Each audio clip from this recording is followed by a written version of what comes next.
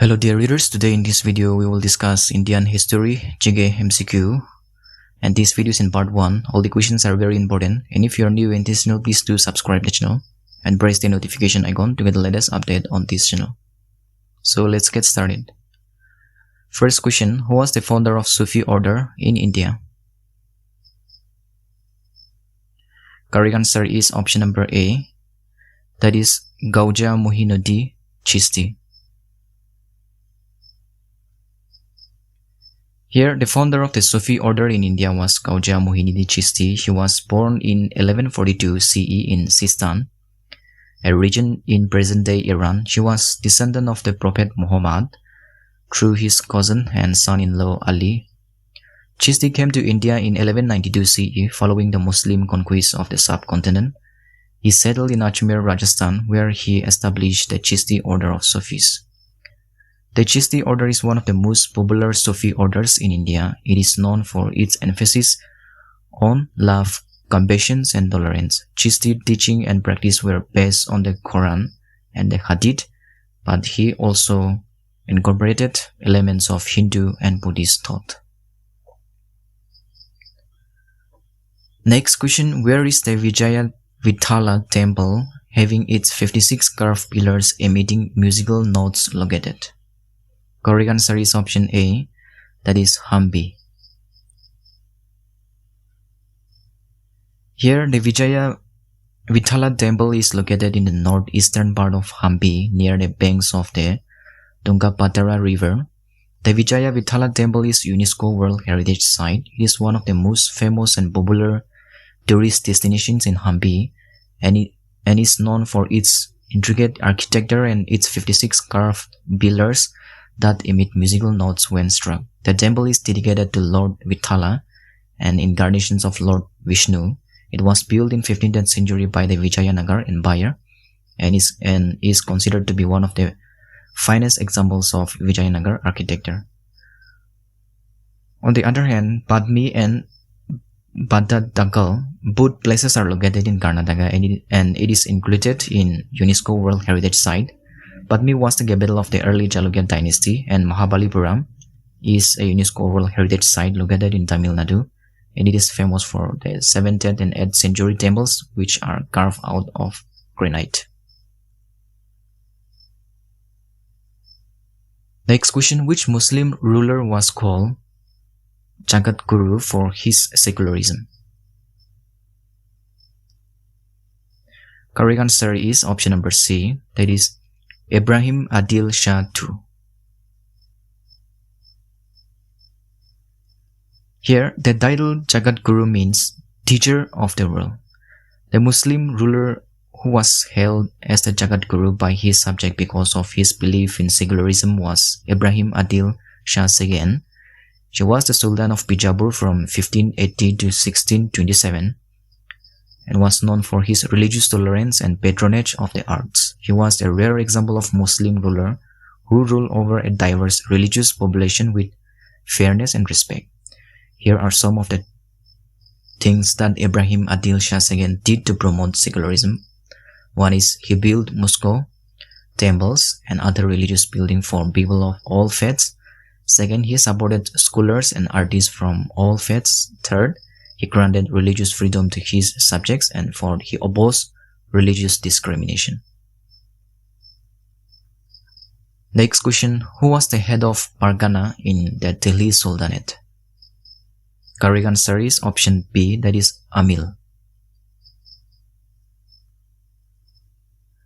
Here in the Delhi Sultanate, an administrative unit called Pargana was headed by an official known as Amil. The Amil was responsible for collecting taxes, maintaining law and order, and overseeing the administration of the Pargana. He was also responsible for ensuring that the Pargana meets its revenue targets. The Amil was appointed by the Sultan and was typically a Muslim scholar or administrator. He was assisted by a team of officials including Karkun, record keeper, Kotwal, police chief, and Qazi means judge.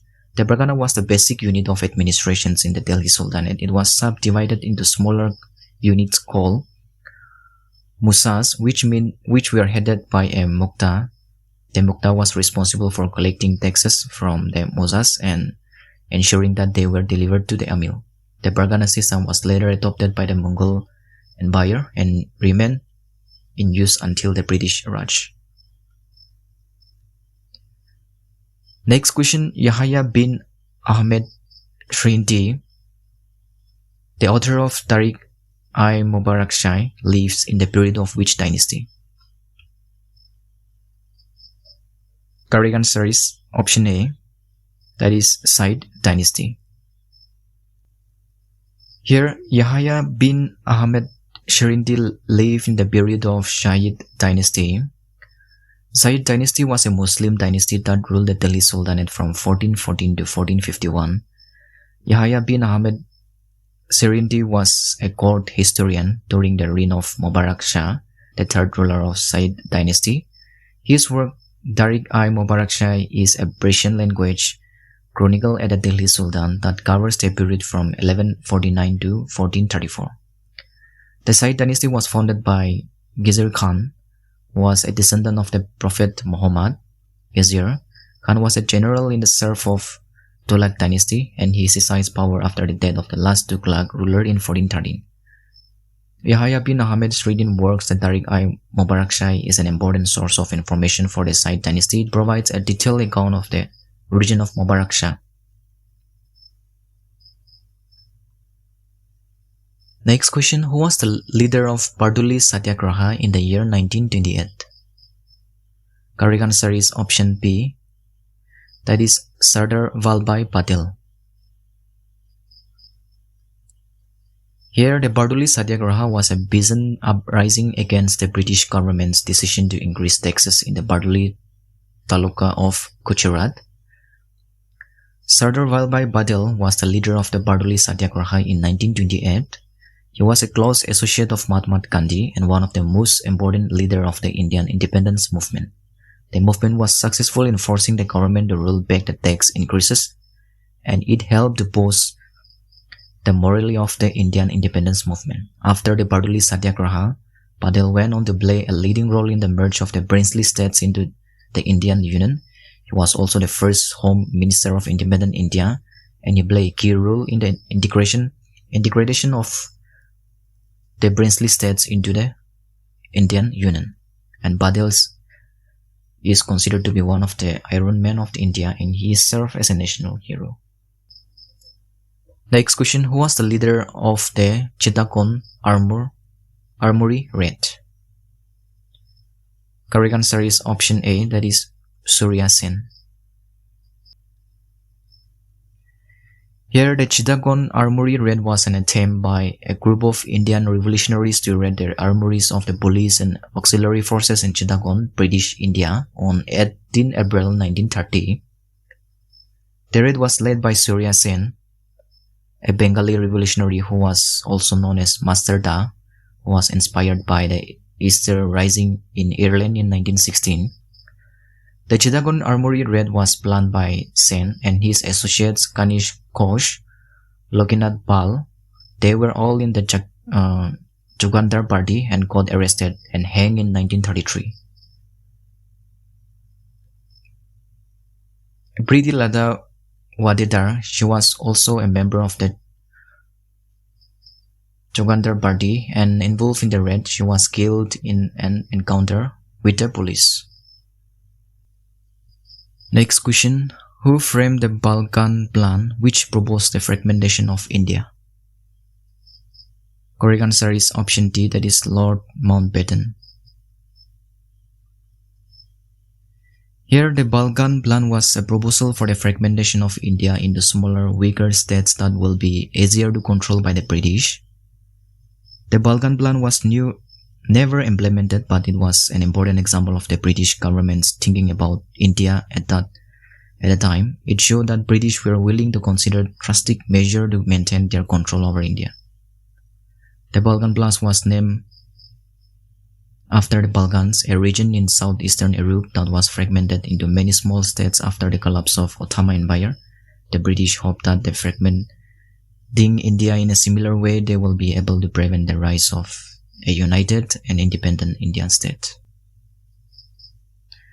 Next question, who was the founder of Mahabalipuram? Correct answer is option A, that is Narasimha Varma first.